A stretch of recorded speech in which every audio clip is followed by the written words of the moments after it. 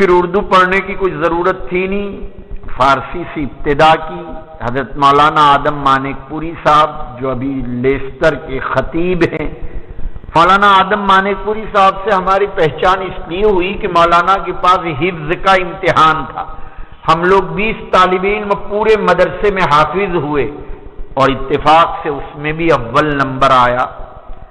مولانا ابرار صاحب دھلیوی دورے حدیث میں اول نمبر سے کامیاب ہوئے اور ہم اول نمبر سے کامیاب ہوئے حفظ میں۔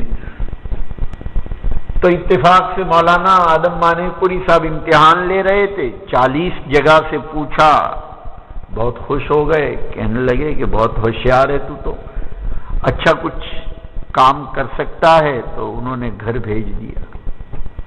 مولانا سے مناسبت ہو گئی۔ فارسی اول میں ہم 60 طالب علم تھے۔ عبداللہ پارکھیتی کر کے آتے رہتے ہیں، مولانا قمر الزما کے ساتھ، وہ میرے ساتھی۔